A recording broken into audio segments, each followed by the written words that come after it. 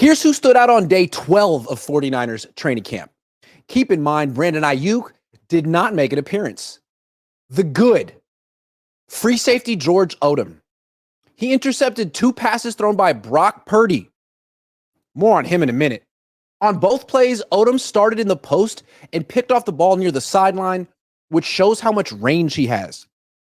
Odum has started only 12 games at safety in his career, but he's having an outstanding camp, and he will be the week 1 starter next to Jair Brown if Talanoa Hufanga isn't back from his ACL tear yet.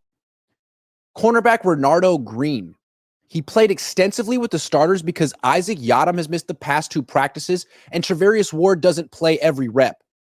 Green lined up both in the slot and outside and broke up a whopping 3 passes. He was all over the receivers. His coverage was so tight, he got flagged for a pass interference penalty on the final play of practice. Still, it's better to be too close to the receiver than too far away. Shout out Ambry Thomas. That was just unnecessary. Green has lots of potential.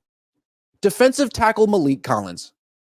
He beat Dominic Pooney with a devastating spin move during one-on-one pass rush drills. Collins is a tough matchup because he keeps his pads low. He's extremely similar to Javon Hargrave. Defensive end Yatir Gross Matos. He lined up at defensive tackle in one-on-one drills and beat left guard Lewis Kidd twice with moves to the inside. Gross Matos isn't much of an edge rusher, but he seems to be a good edge setter and a promising interior rusher. Running back Matt Breida. He broke off multiple long runs against the 49ers' second-string defense. Breida clearly has fresh legs. He's the fastest running back on the team. At minimum, he'll make the practice squad. Tight end Jake Tonges. Of all the 49ers backup tight ends, Tonges is the best receiver. Today, he caught a whopping 4 passes during team drills. He's not fast, but he's a good route runner, similar to Ross Dwelley. The only question with Tonges is, can he block? He's awfully lean. Wide receiver Chris Conley. He caught a 50-yard pass from Brandon Allen after running a post route and splitting the safeties. Conley isn't nearly as good as Ayuk, but he's definitely faster than Ayuk, and his speed is a nice addition to the offense. Wide receiver Ronnie Bell. He caught a 15-yard pass over the middle after literally jumping over Renardo Green. Green's coverage was so tight that the only way Bell could have caught the ball was if he jumped 35 inches off the ground, which he did with ease. He's so explosive and needs to make this team. The not so good. Quarterback Brock Purdy. He threw his 11th and 12th interception of training camp. On the first pick, he had Jordan Mason one-on-one down the field against the linebacker, but Purdy telegraphed his throw and led the free safety to the play. On the second pick, Purdy once again locked onto his receiver and got intercepted by the free safety after the pass sailed high.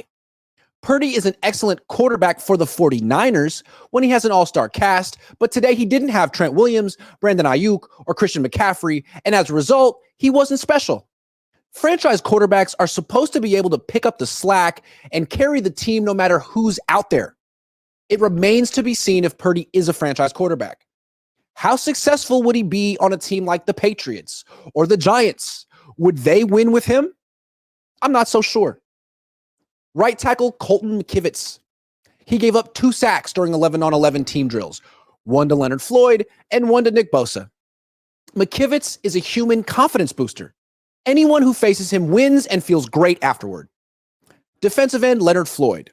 He recorded a sack during team drills but struggled to set the edge in the run game. George Kittle simply pushed him around. Teams are going to run at Floyd all day when the season starts.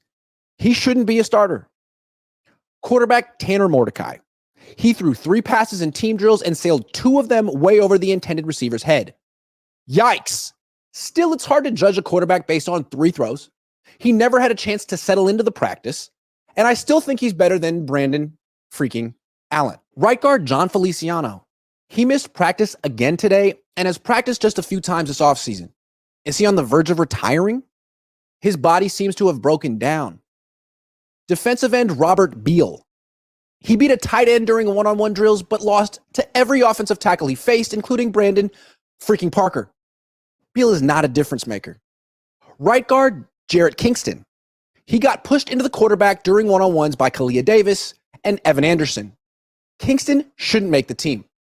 He's weak. Linebacker Fred Warner. He missed practice with foot irritation, an injury that doesn't seem serious considering he spoke to the media afterward and walked without a limp. Sans limp.